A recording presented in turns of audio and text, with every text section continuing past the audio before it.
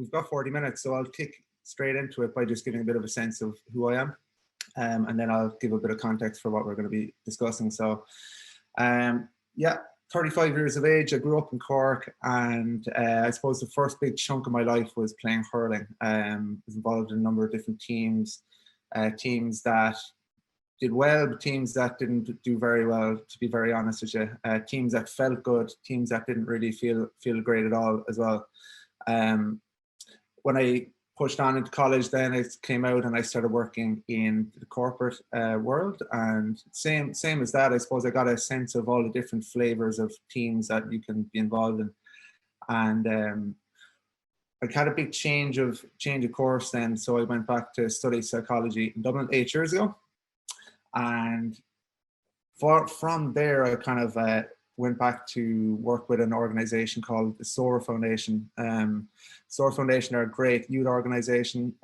So for 9 years there, what I did was I traveled up and down the country running self-esteem resilience workshops for teenagers. So essentially what that is giving them a 3-hour space to explore who they are and who they want to be, right? So regardless, even though I can't see your faces on the screen here, we've all been teenagers at times, and you learn a lot working with teenagers, and I'm really grateful for that experience.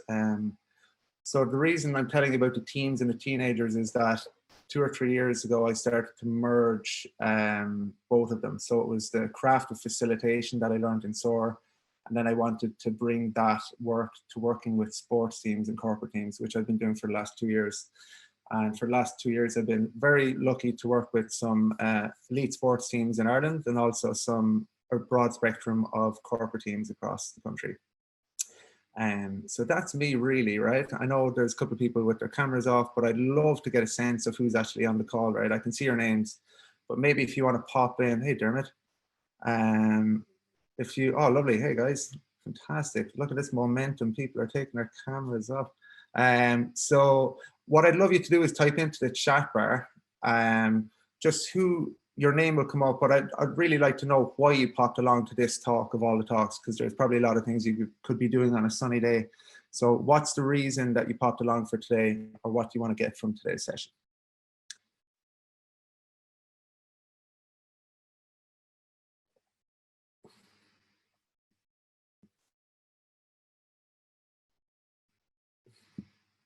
Annette, you're enjoying the sunshine?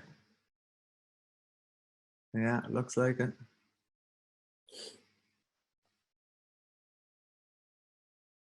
Very good. Cool. So if you just want to pop in what you want to get from the session or why you popped along, that'd be great.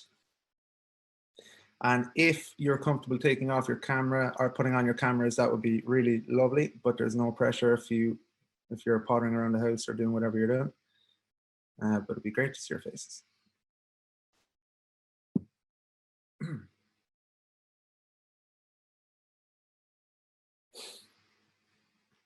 Cool. Are you chatting, putting them in the chat bar? Can you see that, Christina? Anything in the chat bar?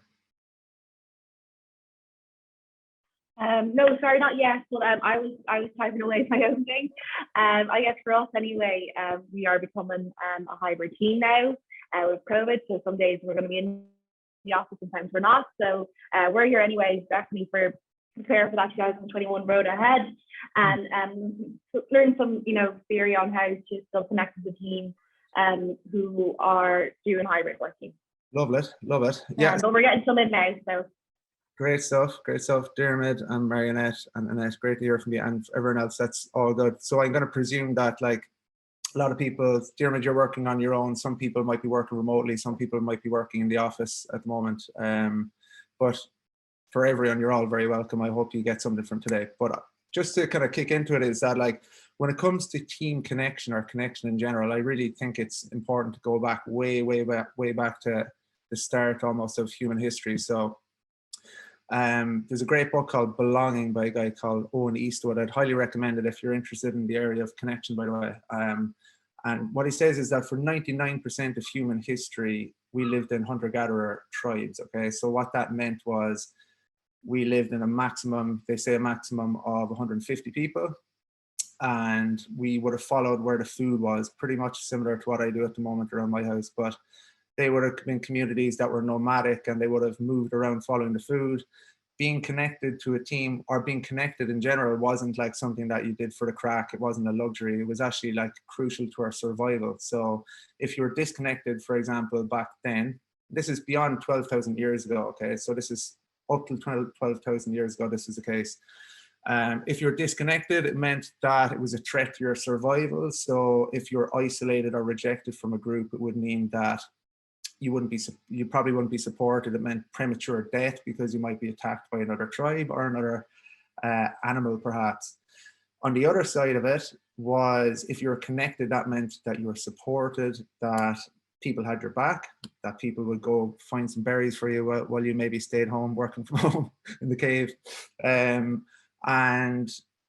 that's what we were hardwired for. So if you think of the emotion of loneliness that maybe a lot of people have felt over the last year, that's basically a signal to ourselves to return to the tribe, okay? Conversely, when you feel connected to someone and people feel a lovely warm feeling, like has happened in workshops, or even you guys notice from I'm sure from yourselves, friends, family, when you have a very connected moment, it releases the feel-good chemicals of oxytocin and dopamine and serotonin. And what that is doing is actually giving you, it's basically gluing you guys together with the commodity of trust, okay? And when you have that trust, the next step for a team or a group is to actually do something together, okay? So be it back in the hunter-gatherer times, or Newgrange 5,500 years ago here in Ireland, building of the pyramids 2,500 years ago, I believe it was, Industrial Revolution, Agricultural Revolution, all the way up to the Information Revolution, which we have here today, which is people working in offices. And then the Remote Revolution, which is a new one, which is people working from teams from a remote place, okay? So with all that being said, it's clear that the context is changing constantly for human beings, but the thing that's remaining completely the same for humans is our internal wiring. So working remotely and playing sports on a pitch with a team, or working in an office with a team, regardless of the generation that you're in or the context that you're in, our inner wiring is still the same. So we have the need to connect, we have a need to belong, we have a need to feel safe. Whether we know this through the words that we use or not, but that's actually what's going on for people. There's been a lot of research in the last couple of years about connection and healthy relationships, and it's proven to be beneficial for people's emotional, mental, spiritual, and also surprisingly physical health. Okay, so it spans all across the board, which is why in the last year there's been so much in the papers, and I'm sure you've all discussed with your family and friends and workmates about how jarring it was for people when people made the shift to remote working. It was so foreign to people. I know for many years people would kind of maybe sigh or throw their eyes up to heaven about going into work, but then when we were removed from work, we realized how important it was to actually have people around and to be sitting at the water cooler. Well, you don't really sit at the water cooler, do you? Stand at the water cooler. And maybe even the stuff like walking to the car after work with someone, all of these things that you might have taken for granted, that you realize, geez, they actually fuel you. And that's why there's been such a huge, a lot in the papers about people withering from maybe the lack of human contact. Is this making sense to everyone? Because I know I'm talking an awful lot at you. Yeah, lovely, nods, great. Resume the cameras off, you're nodding as well, hopefully. If you're, thanks Dermot for the thumbs up. So if you do have anything to say, by the way, it's for people with cameras off too, because I can't really obviously know what's going on for you. Put a message into the chat bar at any time if you want to pause me. But yeah, so bringing it to today, personal benefits are, as I said, the mental, physical, emotional, and spiritual. But for the team, okay, so teams operate on the same principles as they did way back in the hunter-gatherer days, okay? So the modern day tribes, you can have a think about this, right? What do you think the modern day tribes are, right? So you might have sports teams, people playing in the Euros at the moment. The women's football that was on Sunday, Dublin and Cork, they're modern day tribes battling it out together. Frisbee clubs down the road, in the park from me down the road, you can see they're a modern tribe. You have gang members, they're also a tribe, okay? So they might have different values, but they're also a tribe that rely on feeling like they belong and feeling safe. They might operate on different philosophies, but they actually have the same human needs, you know? So there's a concept that I think is really important to talk about when we're talking about connection here, and it is something called psychological safety. I'd love you to give me a little nod if that is something that you've heard about before. Lovely. No, you haven't, Colin? Cool. Annette, can I ask you to be very brave if you're up for it? I'd love you to give me a tiny sense of what you think psychological safety is. And if you're not up for it, you can just shake your head. You're on mute, by the way. Sorry. Oh yeah, there you are. Sorry, I didn't expect to be saying anything here. Say again? Can you hear me? We can indeed. Yeah. I suppose it's the safety net that you have. It's the safety net that you have whenever, when things are going wrong. That if you have that connectedness, you have that psychological safety. We don't learn these things. We're big into cognitive learning and learning in school skills, but we don't really learn the skills that we need later on in life. So that's what I would say, that it's your safety net. A lovely way to put it, Ashley. By the way, thanks for that, Annette. Thanks for even speaking. Yeah, so I'll leapfrog in the back of that safety net explanation, and just like psychological safety was coined by a lady called Amy Edmondson. A great book called Fearless Organizations, if you're ever thinking about reading more deeply into psychological safety.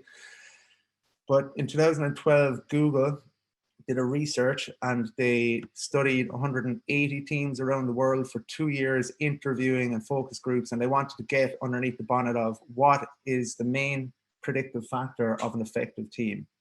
And psychological safety was the number one factor. So what is that? It is the ability for somebody to walk into a group or a team and feel like they can take interpersonal risks without the fear of repercussion or punishment. Okay, so that's kind of like the high level definition. But everyone on the call right now, I'd love you to actually think about that, and think about a team that you're in at the moment, or that you have been in at the moment, and you feel like you could maybe be yourself, ask questions, make suggestions, give someone feedback, be yourself, wear what you want to wear, maybe bring your personality fully, so when you feel psychologically safe, you can actually do that in a team or a group.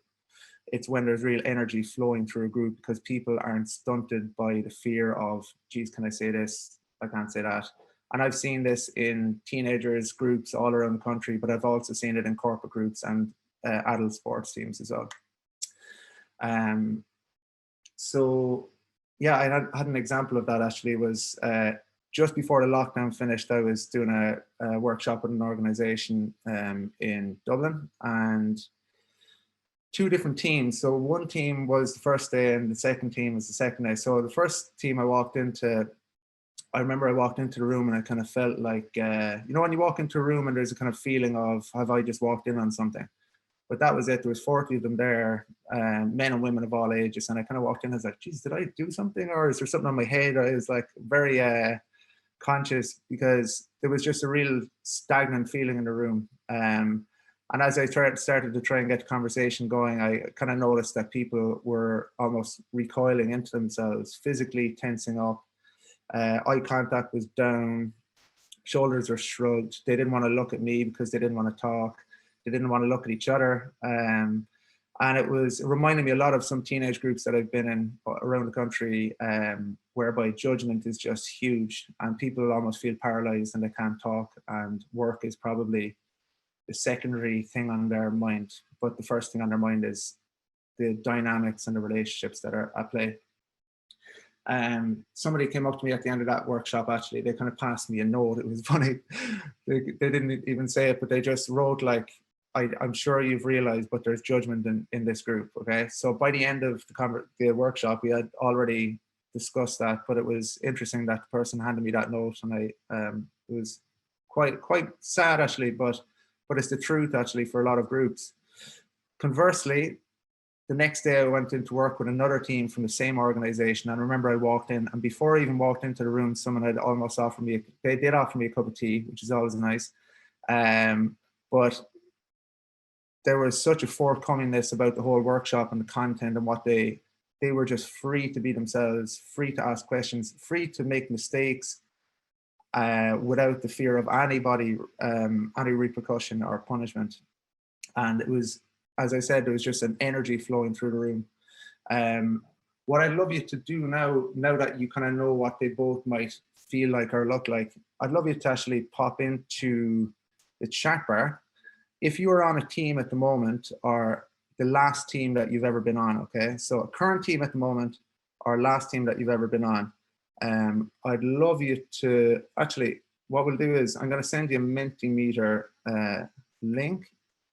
And what I'd like you to do is, I'd like you to fill out the last team you're on or the current team you're on. How psychologically safe do you feel in your team? And it's completely anonymous now, so there's no fear in that. 2 seconds now. So I'm going to pop that into the chat bar now. And I'd love you to just, it's just one click of a button. So it's 5, 4, 3, 2, 1. 5 being the most you feel very, very psychologically safe. 1 is you're not at all. So again, it's anonymous. So we'll give it a minute for this. Thanks, guys.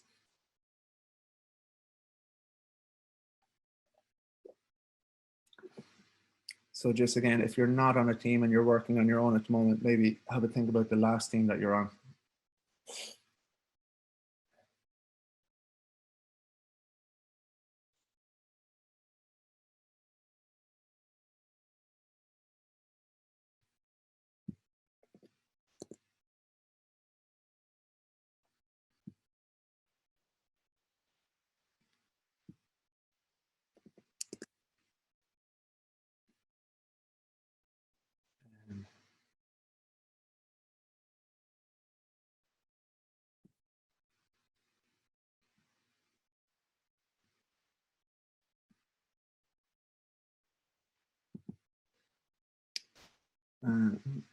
There's your safety net, Annette, by the way.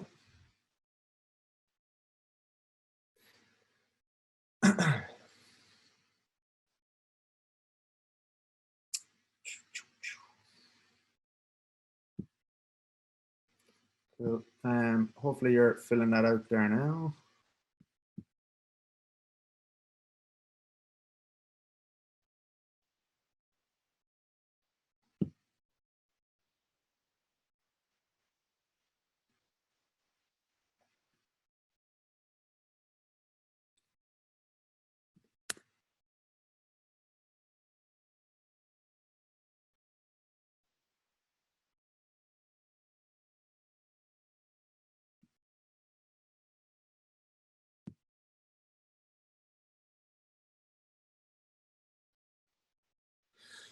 Okay, cool. Fair enough. So what I'm going to do now is I'm going to share that. So that's essentially what we came up with, okay, between all of us. So yeah, there's a good feeling of safety there, obviously, which is fantastic. That's a great sign. And then for other people who said 2 and 1, yeah, that's yeah, it can be tough and challenging. But what I'd like to do for the kind of latter half of this chat is I'd like to actually maybe discuss ways that people can build a sense of connection and a psychological safety. Before I do, Colin, can I ask you a question, if you don't mind? Yeah. How are you getting on? Good. How are you finding this so far? Or is there anything you're kind of like learning or surprising you? No, it's really interesting. Just in terms of in work, you know, I did feel safe in the team of work, but just in terms of being able to grow with the other departments in work. It's definitely interesting, you know, to get the inter-department relationships a bit better across the company. So yeah, I think this will help it anyway. Say again? I think this will help it, you know, it'll certainly push people in the right direction to better communication on that between the other departments. That's great. Good to have you along, Colin. No, it's good to be here. So yeah, in terms of like the future of work, you might have seen a lot of articles in the paper recently about future of work, and I remember even a year ago, people were writing articles about the future of work, thinking that the pandemic was going to be over like last September, but you know, they're still writing them and they're still refreshing them. And some of the key points that I think are relevant that I've read, and I'd love to hear from you if you have any more, is that like, you know, there was research done by a leading work researcher called Leesman, and they found that like 1/3 of corporate remote workers were either disconnected from their colleagues or from the organization that they work for. Which is why Deloitte actually did a research back in January, and they were talking, it's called the Global Trends Research. It's really, really good. It's on their website. It's actually quite colorful and palatable. And what they've found from a range of industries, the future of work will depend on organizations bringing more of the human experience into work.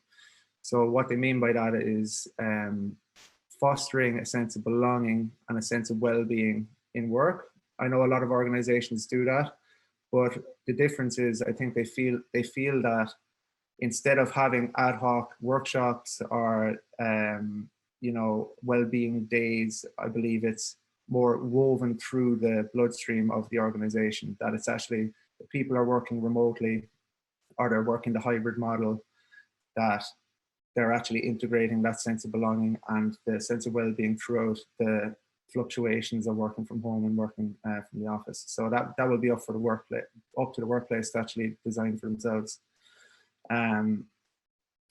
And from now, I'd love to actually maybe share a couple of tips because I know you'll actually might have a few questions. I'd love to actually hear a few questions if you want to start typing them into the chapter. Actually, maybe we'll wait for a minute for that. I'm going to share my screen here, which I'm struggling to do today, but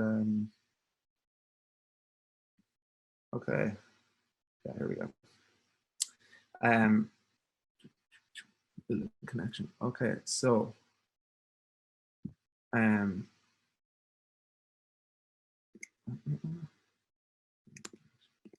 now. Yeah. So the first one is actually I'm going to start with is weekly check-ins. Okay, so I'm not sure have any of you guys ever had a weekly check-in for work, but this is something I started doing in the SOAR Foundation, and then it's something that I've started to do with corporate teams in the last 2 years really, is Monday morning check-ins. You can do them on whatever day you want, but Monday is probably the best. But essentially why these are good for building connection and for building psychological safety is that they're basically,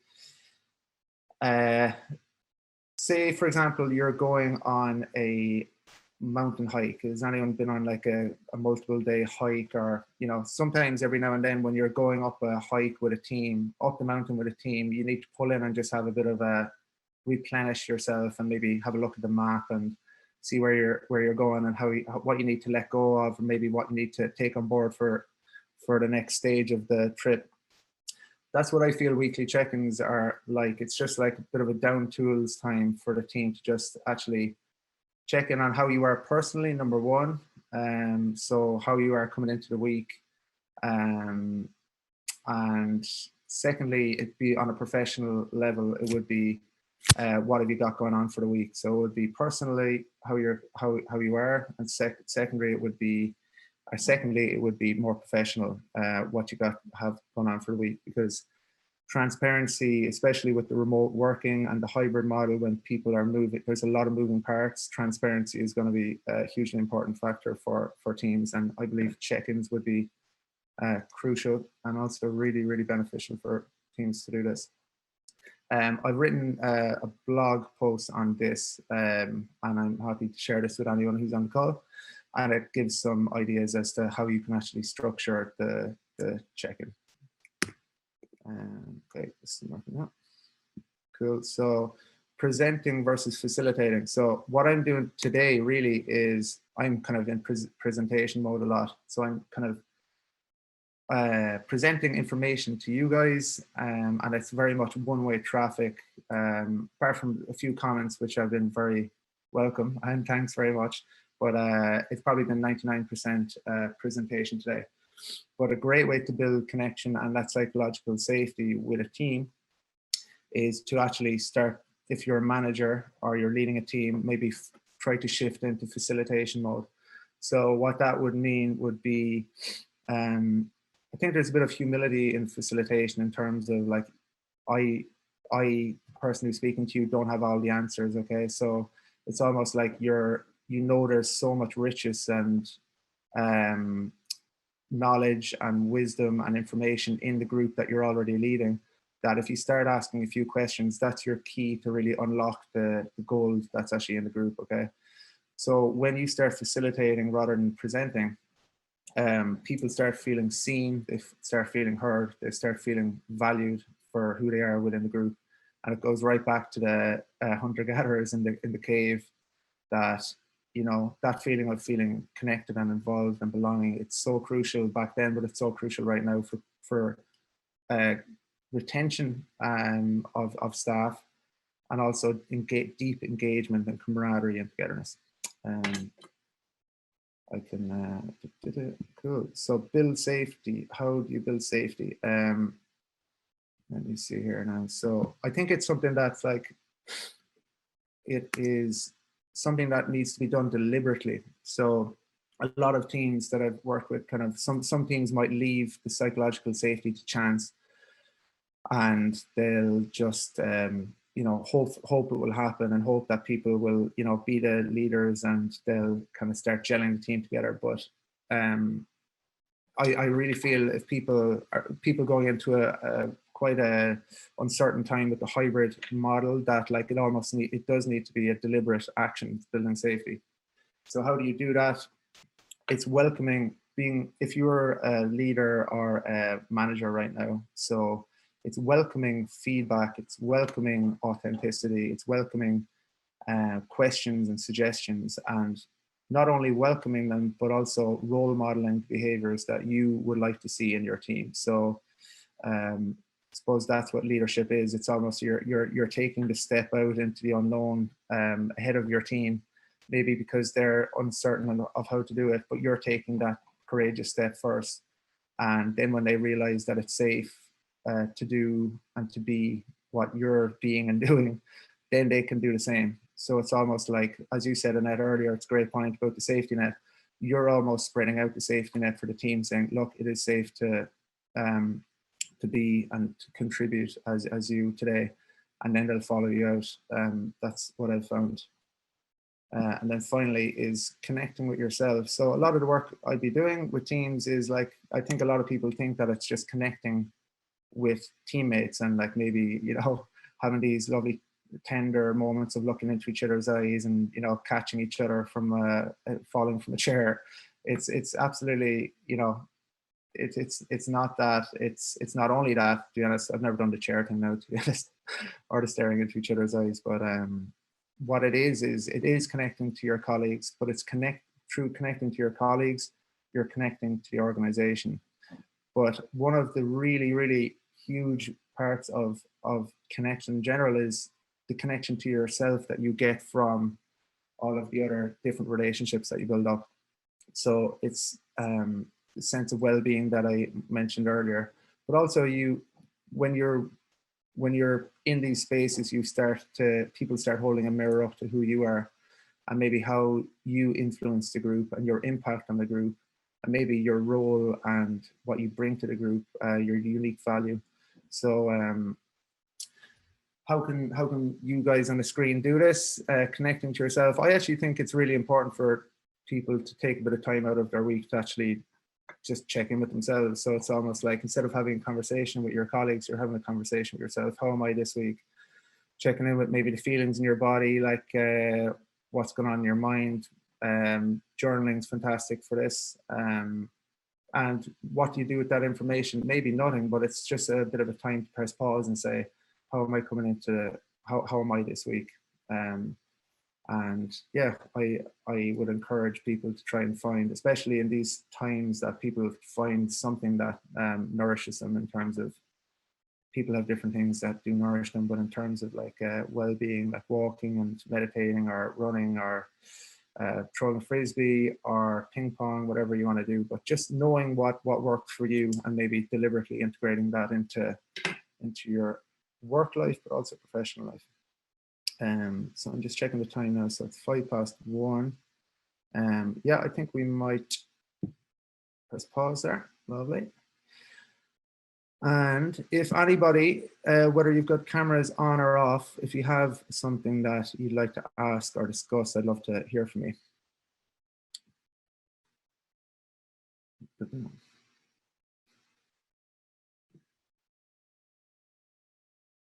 And you can say it if you'd like to. I don't know if you saw it there. I just popped the question in myself. So I came from like a camp counselor background, and we did a lot of like relationship building exercises. So I guess I was just wondering, do you recommend those, and do you have an example of one that could be done virtually? So virtually, yeah, I think operating on different teams is or different concepts is really beneficial. So I think if you're, for example, if you're doing the Monday morning check-in, I think just bringing to the meeting a different team. So so that might be gratitude, or it might be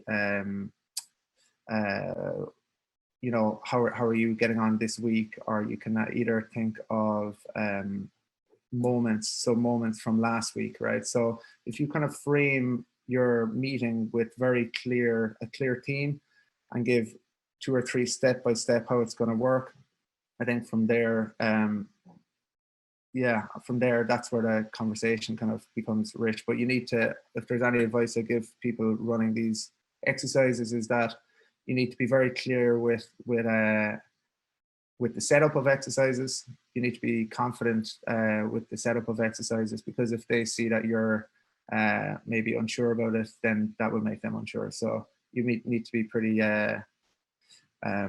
clear and sure about what you're doing. But I'm happy to, with the follow-up email to this, by the way, I'm happy to send a couple of example exercises. And we have, how do you diffuse bullying with a team? Yeah, so I have worked with different, like, to be honest, for me, it's been something I've come across a few times. First and foremost, I would say that HR is your number one person that I'd signpost you to HR if you have a HR department. Because, you know, bullying can take all different forms, and it can be, you know, very serious and impactful for people. So I would say HR is your number one. I've run sessions myself with teams, and like I think a lot of, this is only my personal opinion with this, is that like, be it with teenagers or teams or sports teams or corporates, that a lot of times bullying, the person doing the bullying is actually the person who's hurting the most, and that's why they're projecting it onto the other person. And I think there's a lot of like what I found in my workshops is that like once people get a deeper understanding of the other person, and they actually understand where the person's coming from, and there's actually more similarities than differences, that's when you can start diffusing it in a more discussion way. But I would say Marionette, HR would be the first person that signpost you to. Toxic work environment issues increased or not by working remotely? It's definitely hard to know, isn't it? Like, you know, when people's offices are their kitchens, and so I would say I haven't noticed much of a difference, because I think it's the thing is about it, it's, you don't have that face-to-face contact, and you're not picking up on the cues of people daily, and it's really hard to kind of gauge has it increased or not. But I think for me, anyway, the main issues in the last, since remote working, has just been the lack of connection to teammates, and also the lack of sense of belonging, which brings upon anxiety and various other issues. But so to answer your question, Simona, toxic work environments, I haven't actually noticed much of a difference. And if anyone has, I'd love to hear from you. Any other questions? Maybe we've time for one more.